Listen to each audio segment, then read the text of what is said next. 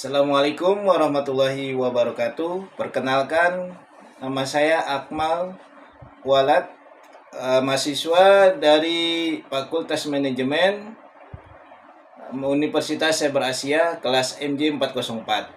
Pada mata kuliah Manajemen Operasional kali ini, saya akan membawakan sebuah teori atau materi tentang analisis rantai pasokan dan penentuan lokasi produksi. Yang pertama, pendahuluan. Dunia bisnis saat ini berkembang dengan sangat cepat seperti yang dapat dilihat dari berbagai pengembangan ilmu pengetahuan untuk meningkatkan aktivitas ekonomi yang diperlukan dalam keberhasilan operasi bisnis.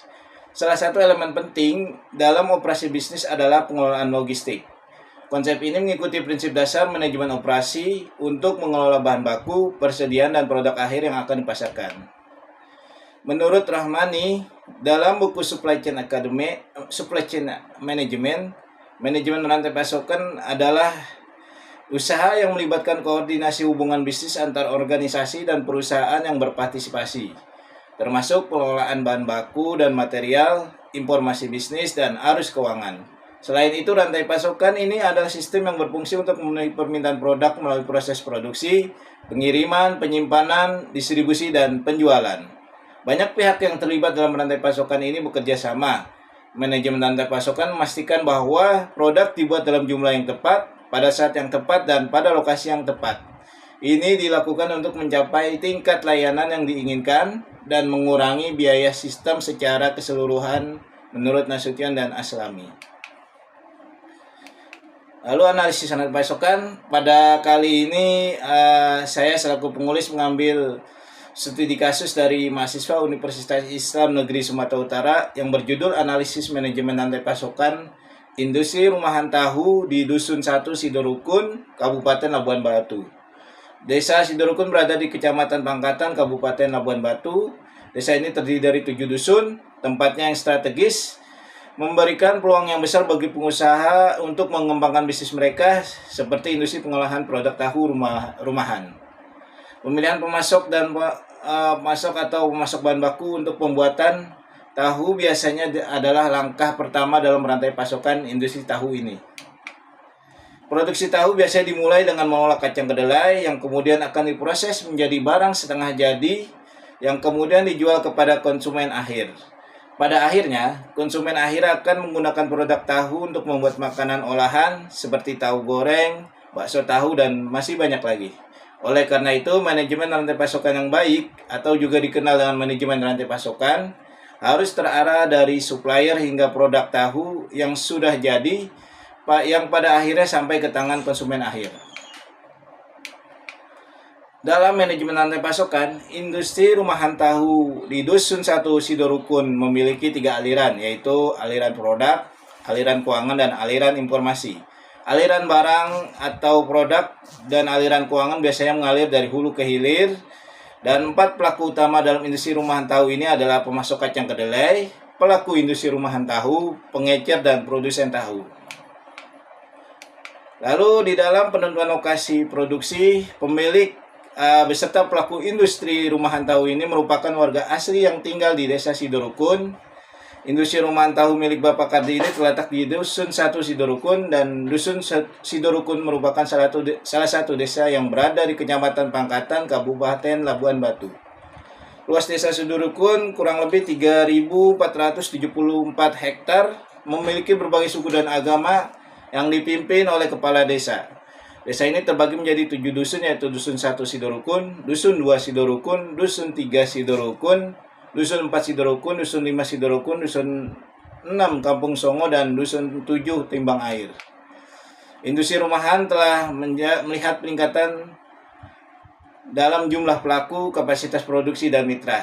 Di dalam industri rumahan tahu ini memiliki 6 karyawan yang bertugas melakukan produksi pembuat tahu dan memiliki 8 orang pengecer. Industri tahu rumahan di Dusun 1 Sidorukun membuat tahu untuk dijual kepada pengecer dari Desa Sidorukun dan desa lainnya seperti Negeri Lama, Tolan, Pematang, Saleng, dan Sepadan. Industri tahu rumahan di Dusun 1 Sidorukun ini bekerja selama hampir 24 jam sehari untuk memenuhi permintaan produk tahu. Lalu industri rumahan tahu di Dusun Satu Sidorukun ini memulai dengan memilih memasok bahan baku kacang kedelai. Jadi mana selama 11 tahun mereka hanya membeli kacang kedelai dari salah satu penjual kacang kedelai tradisional di Pasar Aik Nabara yang berjarak kurang lebih 15,3 km dari Dusun Satu Sidorukun. Lalu industri rumahan tahu ini memiliki 8 orang pengecer. Dalam proses distribusinya mereka menggunakan sepeda motor untuk mengecerkan tahu-tahu tersebut kepada konsumen. Tahu tersebut akan diecerkan ke rumah-rumah atau warung-warung di desa tempat pengecer biasa mengecerkan tahunya. Hampir setiap hari tahu-tahu yang pengecer ambil dari produsen akan habis terjual. Namun jika tidak habis, biasanya pengecer akan menyimpan tahu-tahu tersebut untuk dijual kembali keesokan harinya. Namun dari hal itu terjadi permasalahan, yaitu bahwa tahu-tahu yang diedarkan berlebih dikarenakan pemilik warung yang biasa menjualkan kembali tahu-tahu yang diberikan pengecer terkadang menolak tahu-tahu tersebut dikarenakan produk tahu tersebut belum terjual habis kepada konsumen akhir. Dari permasalahan yang terjadi diketahui hal ini disebabkan karena kurangnya informasi antara para konsumen dengan para pengecer dan pengecer kepada produsen. Ketidakmampuan pengecer dalam melakukan perencanaan yang tepat dalam mengukur permintaan pasar dan mengatur tingkat produksi yang sesuai. Kemudian, kurangnya koordinasi antara produsen dan pengecer. Jika ada ketidakselarasan antara produsen tahu dengan pengecer, menyebabkan terjadinya ketidakseimbangan antara jumlah tahu yang akan diproduksi dengan permintaan konsumen dan adanya persaingan yang menyebabkan produsen tidak dapat menurunkan kapasitas produksinya. Lalu dari hal ini dapat kita simpulkan bahwa meskipun industri rumahan tahu di Dusun Satu Sidorukun memiliki kemampuan pengolahan bahan baku yang baik, menghasilkan produk dengan kualitas dan harga yang baik, serta memanfaatkan limbah dengan baik, kelebihan produk yang diedarkan masih menunjukkan bahwa manajemen rantai pasokan belum memenuhi tujuan utama dari manajemen rantai pasokan. Hal ini terjadi karena kurangnya informasi antara para konsumen dengan para pengecer dan pengecer ke produsen.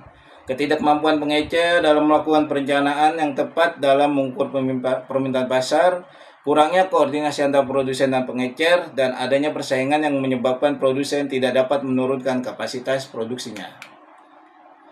Lalu saran dari kami selaku penulis bagi pelaku industri rumahan tahu ini, yaitu dengan melakukan komunikasi yang efektif dan pembagian informasi yang tepat antara pelaku industri rumahan tahu, dan menambah jumlah pengecer agar dapat memperbaiki perencanaan produksi yang dapat membantu menghindari kelebihan produk kapasitas dan produksi tidak dapat diturunkan karena akan mengurangi biaya produksi.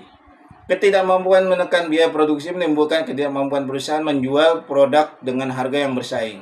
Maka dapat juga melakukan diversifikasi turunan pada produk tahu, misalnya memproduksi tidak hanya tahu putih, melainkan juga tahu kuning. Produsen dapat mengelola kelebihan produk secara lebih efektif dan menciptakan nilai tambah baru. Selain itu, juga dapat membantu mengatasi masalah kelebihan produk dalam manajemen rantai pasokan. Sehingga industri rumahan tahu di Dusun Satu Sidorukun dapat mencapai tujuan utama manajemen rantai pasokan seperti menyediakan produk yang bervariasi kepada konsumen. Baik.